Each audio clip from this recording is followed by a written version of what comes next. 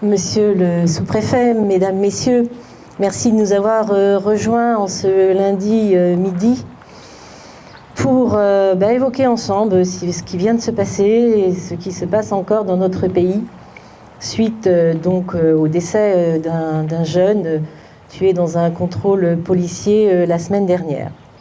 À la suite de ce décès, de ce drame, une vague de violence vraiment exceptionnelle, j'allais dire, s'est abattue sur notre pays et de nombreuses villes en ont été victimes.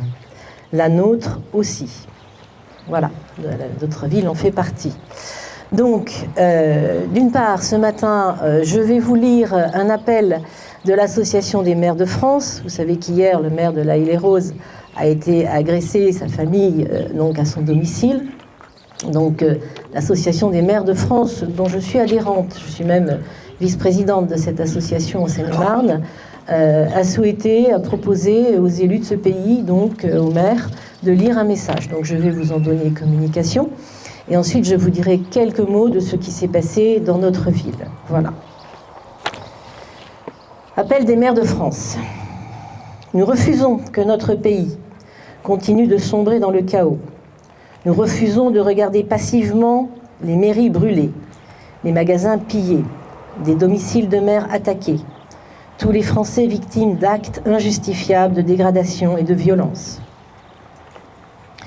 Malheureusement, cette situation ne nous surprend pas, et les maires de France alertent depuis des années sur la dégradation de notre société. Il faudra en tirer le moment venu toutes les conclusions en termes de politique publique nationale. En attendant, nous enjoignons l'État, qui a la responsabilité du maintien de l'ordre et dont la vocation est de protéger la société, de rétablir la sécurité par tous les moyens opérationnels et en droit dont il dispose. La mort d'un jeune homme tué à Nanterre mardi dernier a soulevé une grande émotion. La justice s'est saisie le jour même de l'affaire et a ouvert une enquête. Depuis cette date, partout sur le territoire national, nous faisons face à un cycle inouï de violence que rien ne peut justifier et qui trahit cette légitime émotion en la transformant en une délinquance de droit commun. Malgré l'intervention des forces de l'ordre et des pompiers, des familles sont mises en danger et doivent être évacuées. Leurs biens personnels sont détruits. Des commerces et des entreprises voient leurs locaux pillés et incendiés. Des maires sont menacés, injuriés ou frappés. Les bâtiments communaux sont saccagés. Ces actes de violence d'une minorité sont inacceptables et pénalisent en premier lieu l'ensemble des habitants. Par la dégradation des bâtiments publics, ils empêchent les services publics de fonctionner au service de la population. Par les destructions d'écoles et de bibliothèques, ils sabordent les outils d'accès à la connaissance, à l'éducation et à la culture, donc à l'égalité des chances. Par l'effet délétère des images et des réseaux, ils renforcent la stigmatisation des quartiers et des autres habitants. Par les violences contre les élus, ils attaquent le cœur de notre démocratie. Cette dérive des comportements n'a aucune issue et ne fera qu'aggraver les difficultés que leurs auteurs prétendent dénoncer. La violence n'est jamais une solution. Les maires sont profondément attachés à l'unité et à la cohésion de notre pays.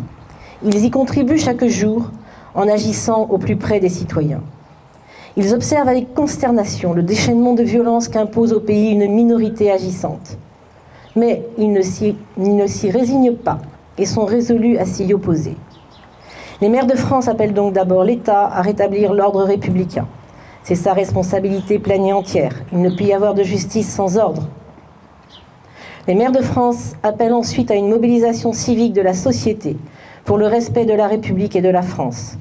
Chacun doit y prendre sa part, dans la responsabilité et le calme pour que le dialogue puisse reprendre. À nous, maires, il appartiendra de tirer lucidement les leçons de cette crise, d'en décortiquer les ressorts profonds, de retisser les liens brutalement rompus et inlassablement de construire la cohésion dont notre nation a tant besoin. Vive la République, vive la France.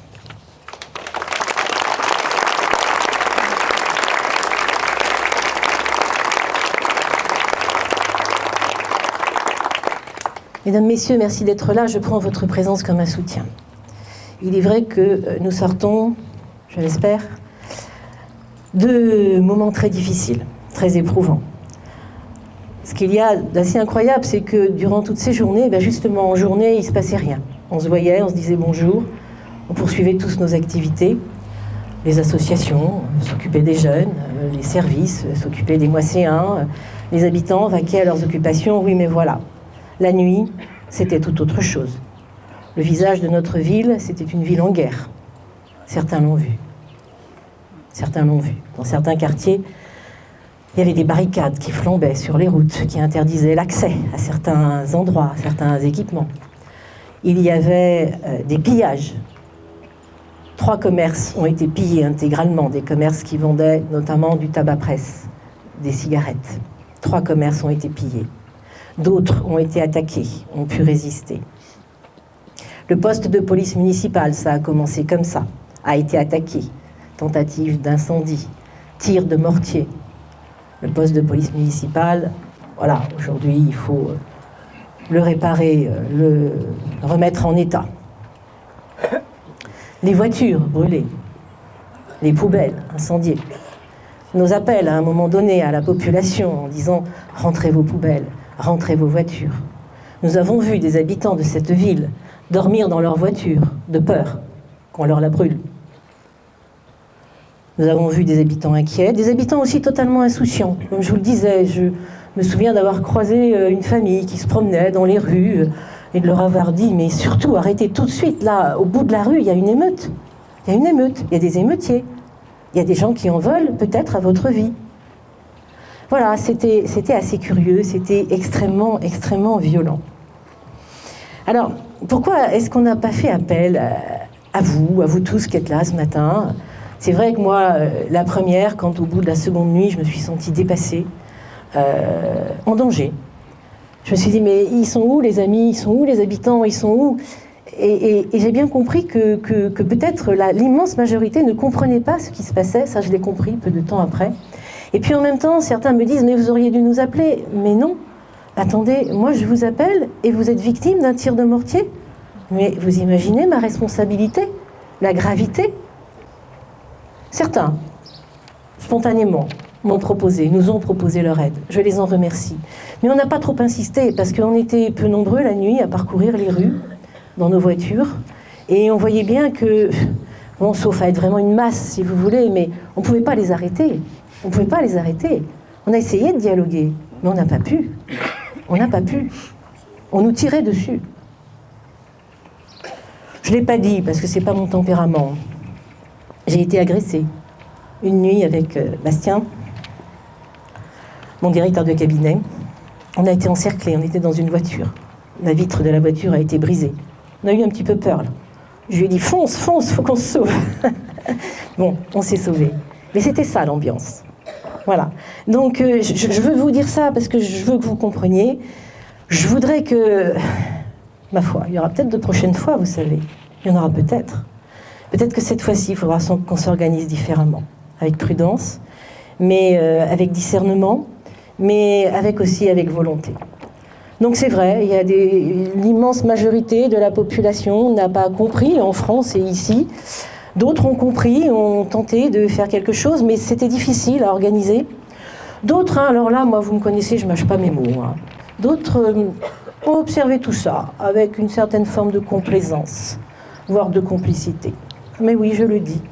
C'est vrai que nous avons fait appel, peut-être, à des personnes dont nous pensions que, peut-être dans les quartiers, elles pouvaient être le relais d'appel au calme, Il ne s'agissait pas de juger, de prendre parti.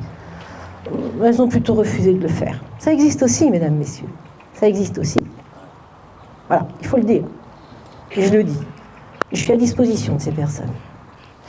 Donc voilà, c'est grave, ça touche notre pays, la France, le monde entier nous regarde. C'est vrai qu'on a un pays qui a un petit peu l'habitude, on a fait la Révolution après tout, la Révolution française.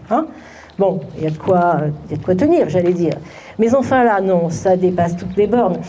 Je le disais, moi je suis fatiguée physiquement parce que 4 nuits à tenir jusqu'à 3-4 heures du matin, ça fatigue.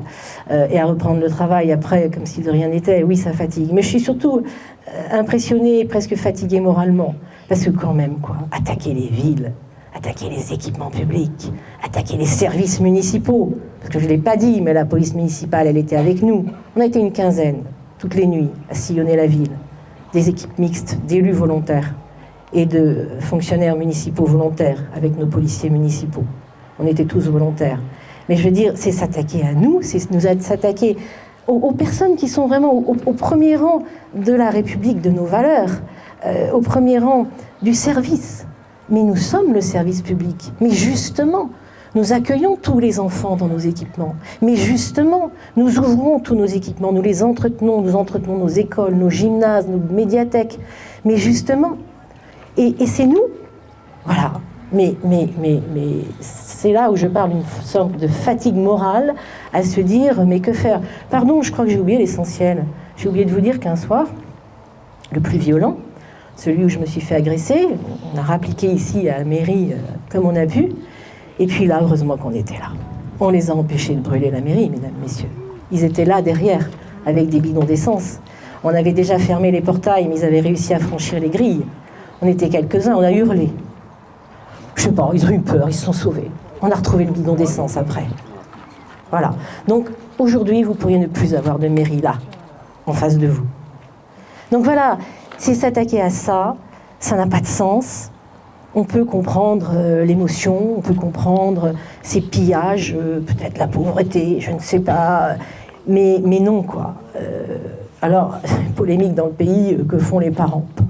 Il y a plein de parents qui ne savent pas, qui ne veulent pas savoir, qui ne savent pas faire. Certains plus ou moins complices. Voilà, bon, une fois qu'on a posé ce constat, qu'est-ce qu'on fait? Il va falloir qu'on réfléchisse, puis tous ensemble. Et moi, je fais un appel aux associations. Dans cette ville, il y a des associations qui accueillent des centaines d'enfants, avec leurs familles. J'aimerais qu'on en parle. Peut-être pas tout de suite, on est fatigué, mais à la rentrée. Moi, je vais avoir envie de rencontrer ces présidents d'associations, présidentes aussi, voilà, qui brassent cette jeunesse moisséenne, parce que finalement, on accueille tout le monde à Moissy, absolument tout le monde, dans nos associations, dans nos équipements. Donc, les fauteurs de troubles, les émeutiers, voilà, ils sont là, parmi nous, vous les connaissez, vous les croisez, moi aussi, j'en suis sûre. Donc il va bien falloir que d'une manière ou d'une autre, on s'adresse à eux, on s'adresse à leurs familles, on s'adresse aux gens qui travaillent avec eux, qui les accueillent. Voilà, donc on a tout ce chantier devant nous, immense. Bon, vous le savez, les maires de France n'ont pas l'habitude de baisser les bras, ça se voit, ça se sait, ils prennent des risques. Voilà, on est là pour ça, j'ai presque envie de dire, on n'est pas aussi dans la plainte, pas du tout. Moi, je remercie les services de l'État qui ont toujours été à nos côtés. Quand je me suis fait agresser, là, moi, j'ai eu un petit coup quand même, j'ai appelé Cyril Levelli, voilà, qui était à la préfecture, dans son PC de la préfecture. Je dis, ah, Cyril, là, il y a un problème. Il m'a envoyé 2 équipages de police, parce que la police, elle était partout. Partout. Elle n'était pas à Moissy, parce que c'était pas si grave à ce moment-là, à Moissy. Donc j'ai vu arriver 2 équipages, on était devant, là. Ils m'ont dit, ça va? J'ai dit, oui, ça va. Bon, on vous laisse, on va à Brie-contre-Berre, il y a la mairie qui flambe là-bas. C'était ça qui s'est passé. Voilà, donc on a tous fait ce qu'on a pu, on a tenu, et on continuera à tenir. Donc merci au service de l'État, à la police nationale, j'ai cité la police municipale, qui peut parfois être critiquée, ainsi que moi-même. Merci donc aux services municipaux, parce que le matin, vous vous leviez, ça allait à peu près, et bien un abribus qui avait été descendu, il y a bien eu quelques poubelles qui avaient brûlé, puis on se disait, tiens, mais pourquoi la rue, là, le bitume, il a brûlé? C'était que nos services, dès 4-5 heures du matin, ils étaient sur le pont, à tout nettoyer, pendant 5 jours. Voilà, ils sont présents, les services, avec nous. Ils rendent la ville vivable, ils rendent la ville sécure, autant qu'ils le peuvent, avec nous, avec vous tous. Donc un grand merci aux services municipaux. Je ne les remercierai jamais assez. Merci aux Moisséens qui ont manifesté leur soutien. Je l'ai dit tout à l'heure et j'ai expliqué pourquoi. Voilà, on n'avait pas organisé de milices ou de je ne sais quoi d'autre parce qu'il y avait danger. Merci aux forces de police, aux pompiers, aux élus qui se sont mobilisés à mes côtés. Merci, chers collègues, votre soutien a été sans faille et ça, c'est bien. Merci à nos partenaires aussi. Vous ne le voyez peut-être pas, mais les bailleurs, on leur téléphonait, on leur disait « dites à vos gardiens de rentrer les poubelles, sécuriser, fermer, etc. » Au CIVOM, ramassage des ordures ménagères, se concerter. Non, venez pas ramasser les ordures, ne passez pas à cet endroit-là. Attention, il y a danger. Il faut nous parler. À l'éducation nationale. Alors là, la cerise sur le gâteau, si je puis dire. L'éducation, les services de l'inspection d'académie nous ont appelés. Ils sont installés, vous savez, c'est les responsables des directeurs d'école. Ils sont installés dans un local à Comble-la-Ville. Ils sont une quinzaine. Ah, le poste de police qui est situé en rez-de-chaussée de ce bâtiment, il a flambé. Donc on les a rapatriés, on les a accueillis ici. On avait réussi à sauver la mairie, on avait de la place. Donc les services de l'éducation nationale sont venus et viennent encore se réfugier dans notre mairie. Merci aussi aux directeurs d'école qui ont joué le jeu, qui ont fermé les écoles, qui ont surveillé. Voilà. Merci à certains responsables associatifs, je l'ai dit, je leur adresse toute notre reconnaissance. Qui est-ce que j'oublie là? Je dois forcément en oublier. Je dois dire merci, mais merci. Merci. Merci.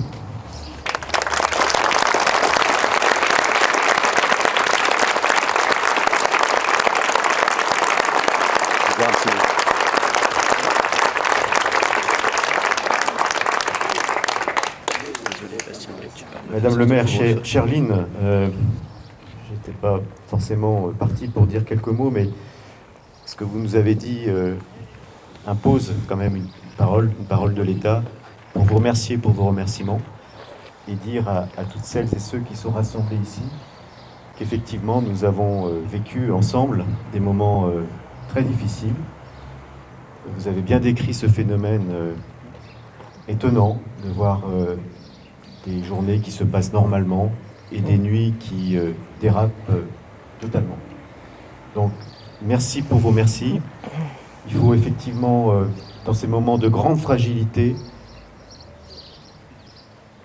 relire tout ce que nous avons su construire ensemble, le consolider, évidemment. Nous sommes là, nous sommes présents pour consolider nos institutions et nous sommes tous persuadés que sans nos institutions, même si elles restent toujours perfectibles, eh bien, rien n'est possible. Merci à Madame le maire et tout le conseil municipal. Merci d'avoir été courageux au point de faire corps avec votre mairie. On le dit, on l'a vu, on le sait. Beaucoup de maires mettent en jeu leur sécurité, la leur personnelle et aussi celle de leur famille. C'est vraiment un paradoxe de notre République que de voir que ces élus, ceux qui se sont dévoués pour la cause publique, au plus près de leurs concitoyens, sont aujourd'hui de cette manière agressés. Je crois qu'il y a un sapeur-pompier qui est décédé ce matin. Voilà. Donc c'est aussi la marque d'un engagement. Il faut qu'on continue à donner à nos filles et à nos garçons l'envie de servir ce service public dans tous ses aspects, y compris les plus exposés. Il faut qu'on parle à nos policiers qui sont mis en cause. Ils savent que leur métier est difficile. Policier municipal de contact, policier national d'intervention dans des moments très compliqués. On ne va pas revenir sur ce qui s'est passé, mais évidemment, tout à l'heure je disais, ça nous renvoie à nos fragilités, ça nous renvoie en fait à la difficulté de construire une société qui fonctionne. Alors, on est tous fatigués, on ne peut pas vraiment parler dans des moments comme ça parce que on est pris évidemment par la passion. On a déjà vécu plein de choses. Et donc, je disais avec Lynn tout à l'heure, soit on le voit comme un élément nouveau, soit on l'inscrit dans une longue continuité. On a beaucoup parlé de 2005, et tous ceux qui ont connu 2005 font aussi la différence avec aujourd'hui. Il suffit d'ouvrir sa télévision, on voit bien ce qui a changé, les réseaux sociaux, etc. Il faut que la démocratie soit toujours capable de se défendre et de s'adapter à tous les contextes. Et les réponses, ce sont des réponses locales. Madame le maire a dit qu'elle voulait rencontrer les présidents d'associations. C'est indispensable. Et on peut même se demander aujourd'hui si notre modèle qui passait par les associations, on ne doit pas encore l'étendre à d'autres types de contacts. Parce que ce qu'on voit aujourd'hui, c'est que les représentants, quels qu'ils soient, sont tous en difficulté parce qu'il y a des phénomènes nouveaux, des phénomènes qu'il faut savoir également appréhender. Donc cette réflexion sera aussi l'occasion peut-être de réfléchir à de nouveaux outils. Et c'est ce matin ce que nous étions prévus de faire, mais dans un tout autre domaine, puisque, comme vous le savez, Moissy-Cramayel, c'est une petite ville de demain. Et donc je crois qu'il va falloir aussi, dans ce programme, pour demain, se poser un certain nombre de questions, au-delà des problématiques d'aménagement urbain tels qu'on a effectivement tendance à les regarder. Voilà. Donc c'est un regard très large et curieux, en évitant trop de passion, qui nous permettra de continuer à vivre dans nos bourgs, dans nos villes.